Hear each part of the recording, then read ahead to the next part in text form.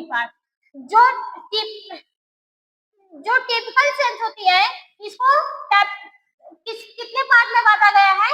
3 part में बांटा गया है। नंबर 1 पे क्या आता है? Cell membrane. नंबर 2 पे क्या आता है? साइटोप्लाज्म। नंबर 3 पे क्या आता है? न्यूक्लियस। इतनी बात समझ में आई? Cell membrane it surrounded and protected the cell. Surrounded मतलब समझती हो?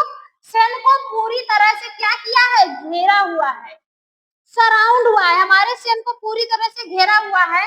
और प्रोटेक्ट द सेल, ये और इसके अलावा क्या करता है? हमारी जो सेल्स होती है उसको प्रोटेक्शन प्रोवाइड करवाता है, हमारे सेल्स को बचा के रखता है। जो भी हार्मफुल सब्सटेंस होते हैं, ऐसे सब्सटेंस जो हमारे सेल के लिए नुकसानदायक होते हैं, ऐसे कंपोनेंट से जो सेल मेम्ब्रेन होती है वो बचा के रखने का काम करती है। ठीक है, ये हमारे सेल को प्रॉपर तरीके से सराउंड की रहती है।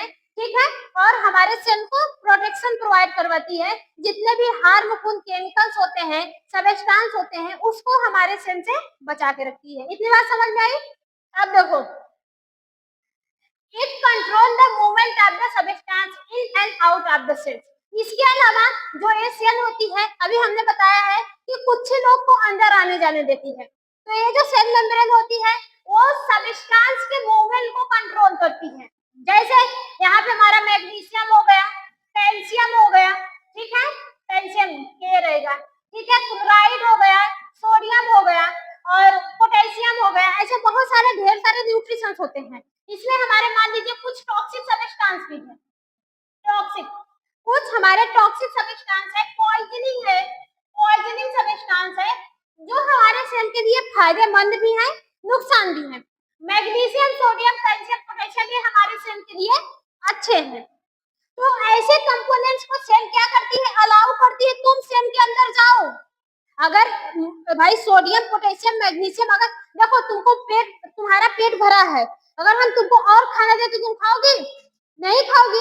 वैसे हमारे सेल की भी रिक्वायरमेंट होती है, उसको जितना जरूरी होता है वो उतने ही कंपोनेंट्स को लेती है। अगर कंपोनेंट ज्यादा होता है तो वो सेल के अंदर से बाहर भेज देती है।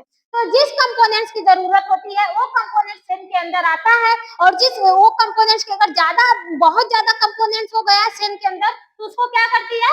बाहर भेजने का भी काम करती है। इतनी बात समझ में आई? मतलब एक तो कंपोनेंट्स को सेल के अंदर,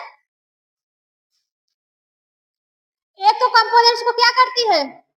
सेल के अंदर आने देती है। एक क्या होती है? ऐसे कंपोनेंट जो ज्यादा हो जाते हैं उसको बाहर भेजने का काम करती है। और देखो यहाँ पे मूवमेंट क्या, सब्सटेंस, मतलब जो भी कंपोनेंट्स होते हैं, कैल्शियम का मूवमेंट को कंट्रोल करती है, मैग्नीशियम के मूवमेंट को कंट्रोल करती है, क्लोराइड के मूवमेंट को कंट्रोल करती है, सोडियम हो गया, पोटेशियम, ये सब के मूवमेंट को क्या करती है? कंट्रोल करने का काम करती है। अगर कोई टॉक्सिक सब्सटेंस सेल के अंदर जाता है तो उसको भी क्या करती है? रोकती है, ताकि वो सेल के अंदर जाकर कोई नुकसान ना पहुंचाए। इतनी बात समझ में आई?